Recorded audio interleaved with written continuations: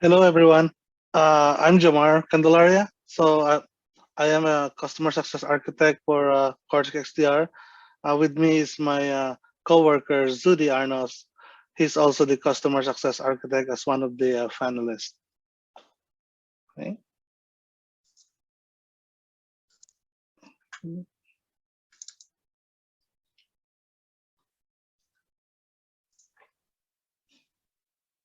In this webinar, we will discuss overview with regards to different examples of incident per sources, prerequisites, license and available sources, incident views, how to create and save filters so other members of the team can use them, and also some additional resources. Problem statement. Analysts sometimes get confused where the incidents and alert sources are coming from. This will help them how to prioritize incident per sources and or severity. As a solution, to help analysts analyze and understand the incidents from multiple sources, Incidents view can be filtered using incident sources, which you can save and share to help focus on a specific investigation, specific group responsibilities, and day-to-day routine tasks like threat hunting.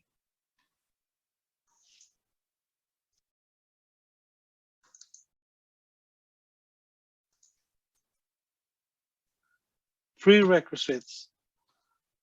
Prerequisites requires a Cortex XDR Prevent, Pro license, and or Pro per terabyte. Optional are Broker VM for additional third-party log ingestion and collection integration setup. Cortex XDR Analytics Engine must be active for analytics, and identity analytics features can be enabled with Cloud Identity Engine as required. Depending on the license, incidents and alert sources view will vary. Different alerts can be generated based on your license, which will then be grouped based on artifacts, assets, and alerts then gathered into an incident. In terms of roles and permissions, users will need to ensure that they are assigned to a role that includes incident response permission for the incidents and alerts.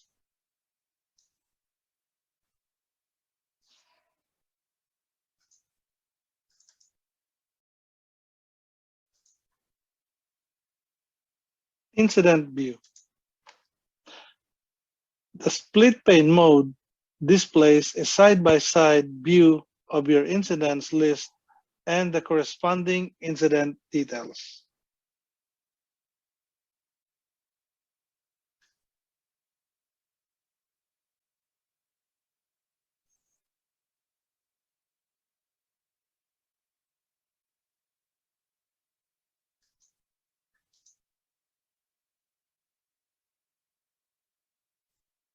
The table view displays only the incident fields in the table format.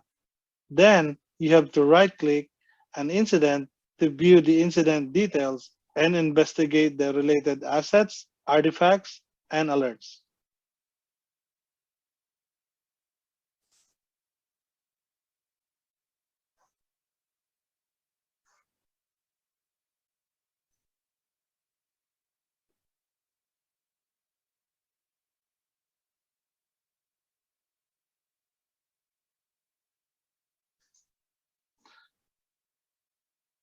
Page layout view can be switched from advanced view to legacy view. The Overview tab supports advanced view for incidents created after 3.0. Incidents created before Cortex XDR 3.0 are displayed in legacy view. To enable flexibility, you can select to display the incidents created after Cortex 3.0 using either the legacy view or the advanced view.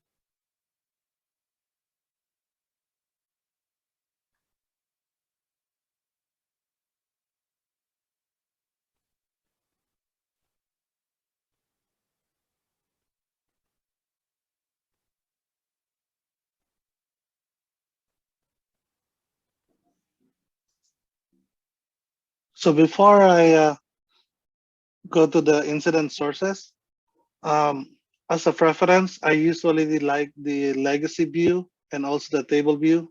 So it's a little bit easier for me to kind of navigate uh, from my previous experience. So I get used to the legacy view and the table view.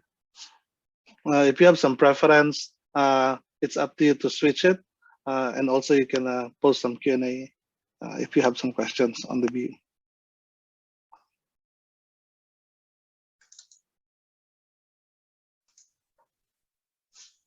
Incident sources.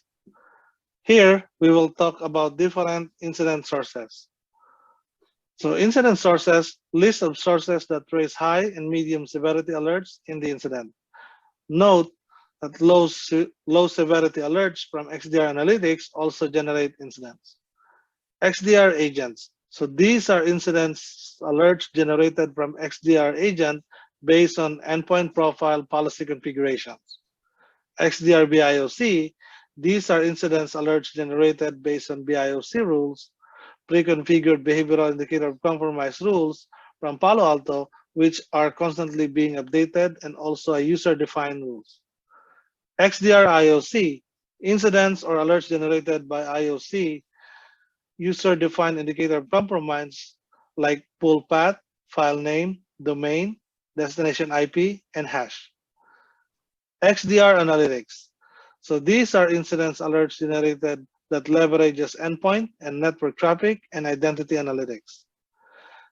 XDR Analytics BIOC, these are incidents alerts generated that leverages user, endpoint, and network profiles, indicates a single event of suspicious behavior with an identified chain of causality. Correlation. These are incidents alerts generated from correlation rules from previous webinar. XDR Managed Threat Hunting. Incidents investigated and generated by Palo Alto Managed Threat Hunting Group, subscription is required. Customer gets a report with regards to these related incidents. PAN NGFW. These are incidents alerts generated based on the next generation firewall policy profile configuration. Prisma Cloud, Prisma Compute. These are alerts generated from Prisma Cloud and Prisma Compute policy and rules configuration as well. So IoT security, these are incidents alerts generated from Palo Alto IoT API integration if you have the IoT subscription from us. External sources, these are incidents alerts generated using external alerts mapping configurations and APIs. So before I move on to the incident sources demo, please feel free to post your questions about the incident sources. So those sources are the ones that are available, especially on the third-party sources. You will see a lot more of them once you start integrating a lot of the third-party resources or third-party integrations.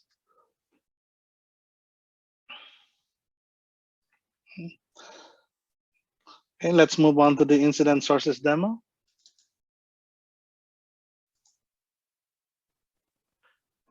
Here is the demo of filtering using incident source equals XDR agent and saving it to my filter, which is also available as shared with the company.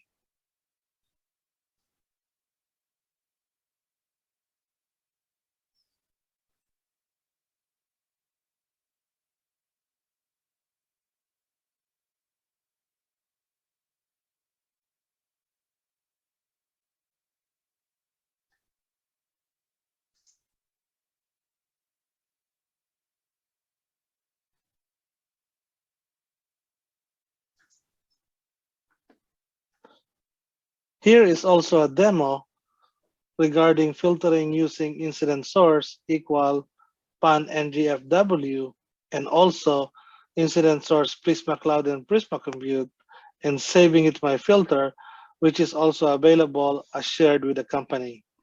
And again, this is also visible with other users.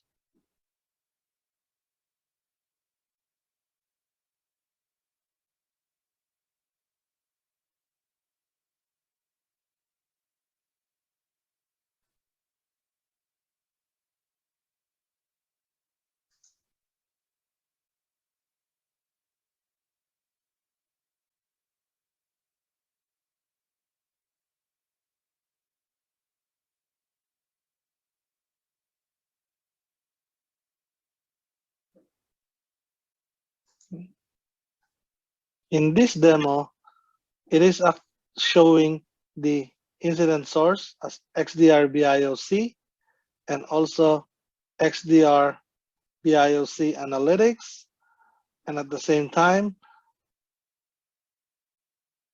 XDR Analytics and also XDR IOC, and saving it to my filter, which is also available as shared with the other company.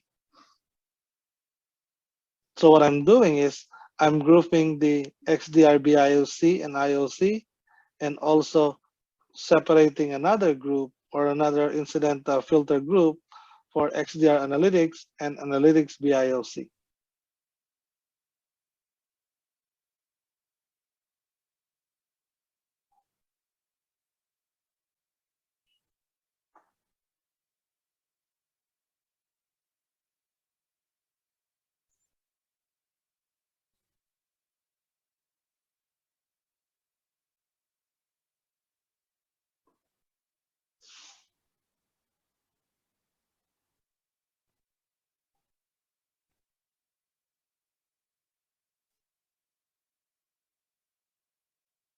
So while I'm doing the demo, so I like filtering them by groups, so that way it's easier for me to, when I log in this demo, I am using or I am filtering incident source equals correlation, which was shown in the latest webinar on how to create the correlation, and also at the same time, saving it to my filter, which is also available as shared with the company.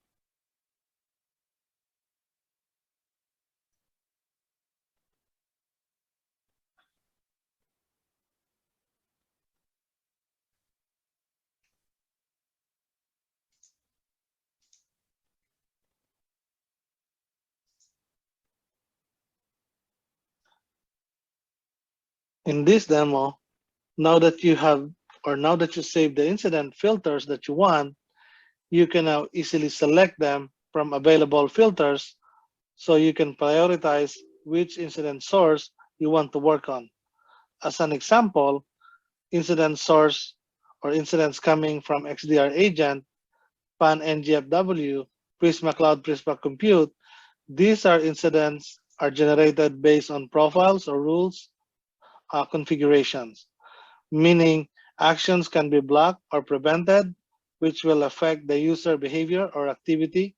So either you have to respond by creating whitelist, allow list, or exception as needed, whether per user request or false positive, or just let it live at the blocking or prevented state. As for the incidents from BIOC, IOC Analytics, and Analytics BIOC, you will notice that actions are only detected, which means it doesn't block or prevent the user activity or behavior, but we're letting you know that we've detected an anomaly or unusual behavior. So this time, you have to investigate or do some threat hunting based on the initial or baseline data from the incidents.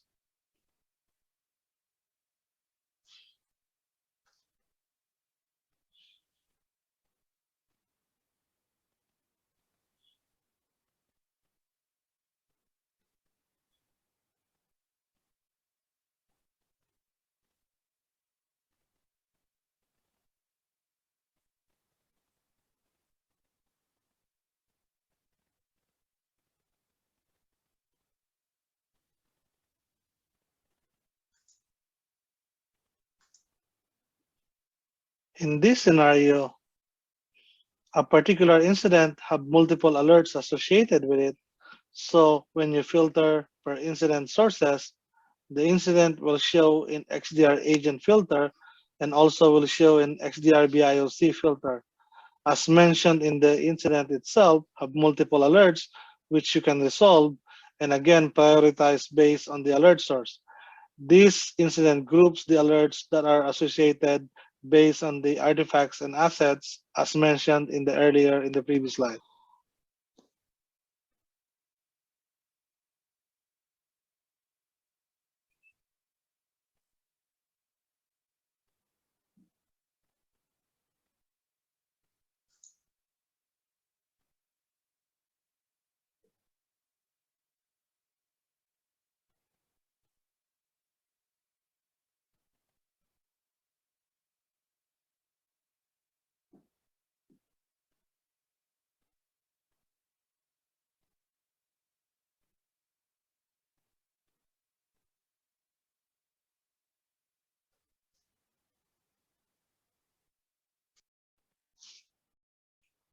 So before I move on to the use cases per incident, so I have like 4 use cases. Uh, Again, feel free to ask some questions with regards to how to group the incidents. So whenever you group an incident, they're actually the alert source. So when you look at inside the incidents, those are different alert source. So when you group them, these are actually based on the alert source. Okay, so let's move on to the use case. So this is the one that's probably going to explain of those individual incidents. So that way you can actually take actions on a specific incident type.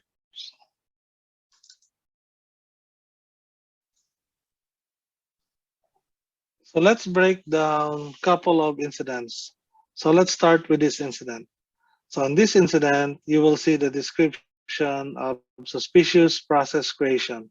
Then once you open the incident, you will see on the alerts, which are group of the alerts for this particular incident, and pay attention to the alert source, which is XDR agent, category is malware, action is prevented, and alert name is suspicious process creation. Now, as I mentioned, this is related to the policy and profile configuration. So if you look at also the other incidents, which is another one with regards to wildfire malware.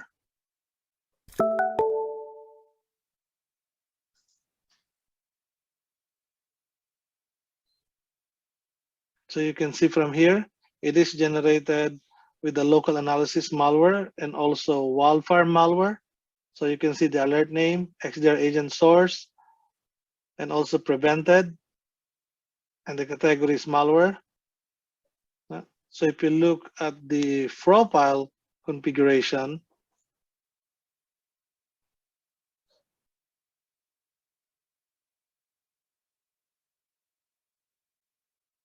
under malware module, so once you open the profile, then you will see the portable executable and malicious child process protection. So these are the two modules that are related to these two incidents. So the local and or the suspicious process creation. So that's the actual or the alert name is wildfire malware, which is in reference to portable executable, which is quarantine wildfire malware verdict. And the other one, which is suspicious process creation, under the malware module as well, is in reference to the malicious child process protection module, which is also in black. That's why they are actually prevented, and the malware category is malware, and you will see the alert name is in reference to that policy profile configuration.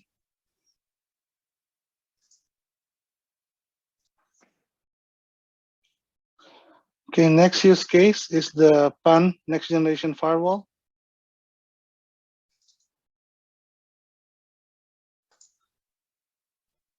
So let's take a look at another alert, which is PAN NGFW. So on this alert, you will see that the title is Cobalt Strike beacon detection. So from the alerts, you will see there on the action, which is also prevented. Alert source is next generation firewall. Category is vulnerability, and the alert name is Cobalt Strike beacon detection. Right? So looking back at the firewall, which is where your configuration is under the vulnerability protection, under the security profiles. So from this vulnerability protection security profiles, you will see that on one of my profiles, which have this configuration with critical, high, medium, and the actions are drop, reset, or alert. So if you look at this particular signature, which I'm going to search, so you can see on the signature Cobalt Strike, the severity is critical, the action is reset both, and that's why it's high on the alert, and you will see here on the severity, it's actually critical. So this actually refers to that particular category which is vulnerability protection from the security profiles on the firewall, and on the actual alert, it's vulnerability. Okay, so whenever you're looking at the alerts, so make sure to kind of pay attention to the category, because that actually represents the security profile configuration on the firewall side.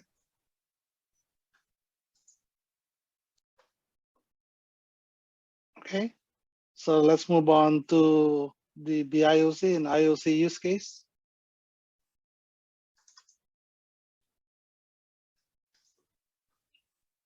So before we take a look at the actual incidents for BIOC, so let's take a look at the BIOC rules, which are updated from Palo Alto. As you can see from here, under the source, you can see that are coming from Palo Alto Networks, and also the ones that are created manually. So you can actually create your own BIOC rules. Then from the IOC rules, you can see here all of the indicators that are created by these individual users. So let's take a look at the incidents. So let's open one of the incidents. So from here on this particular incident, which is the XDR, BIOC, and IOC, as you can see here, you have multiple alerts or alert source that are coming from XDR agent, XDR IOC, BIOC. Then from here, you can also see the different category and also the alert name. Some of them are created manually or custom. So you can filter the alert source BIOC and also the IOC. So that way you can actually separate those individual alerts and group them together. So you can see from here. So these are the ones that are created by diff or part of the update, and also some of them are manually. So let's open one of the alerts in here. So from here, you can investigate the casualty chain. Then from this casualty chain, now you can actually start digging into that particular BIOC alert, where you can start your threat hunting or do some additional digging on this particular alert.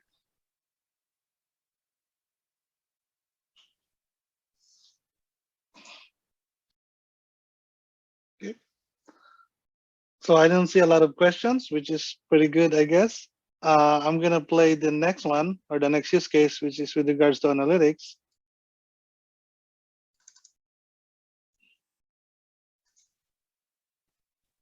So let's take a look at our last example, the analytics BIOC. So from here, so you can see all of the analytics BIOC rules. Then under these BIOC rules, you can also see the identity analytics, which you can enable as part of the original configuration or part of the initial configuration from the previous slides. So let's take a look at some of the incidents. Let's take a look at this particular incident where it is unsigned and unpopular process. So you can see from the alert source, XDR Analytics BIOC, and the alert name, and the action is actually detected, where you can actually now you can investigate. Then from the casualty chain, then you can actually look or start investigating from here, doing your threat hunting or looking at these particular incidents. Okay. So let's look at another example. So this one is multiple discovery commands. So you can see it's also from analytics, alert name, and also the action is detected. Then you can investigate. Then from here, you can also click on this red icon where you can see the actual process that are initiated. So you can start your investigation from there as well. Okay. Another one is the rare disabled user attempted. This time it is with regards to identity analytics BIOC, which is part of the analytics alerts. So from here, you can also investigate with this particular user on why this is actually able to actually log in since it's already disabled. So you can see these are the actions or the alerts with regards to this particular user.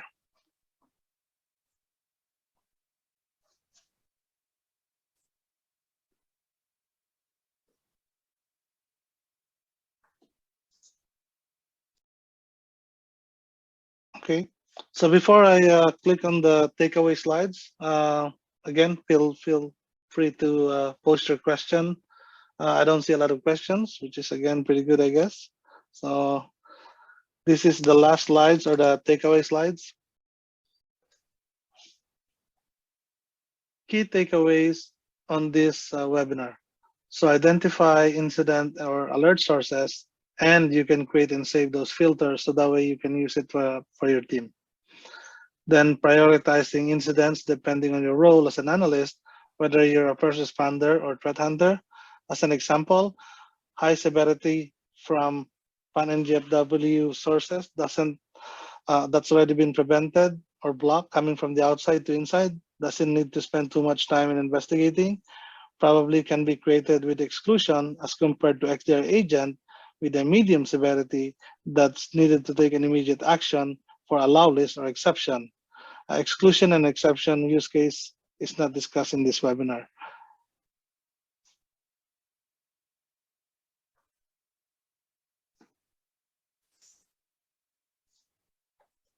Okay, that is the extent of the presentation with regards to the incident sources.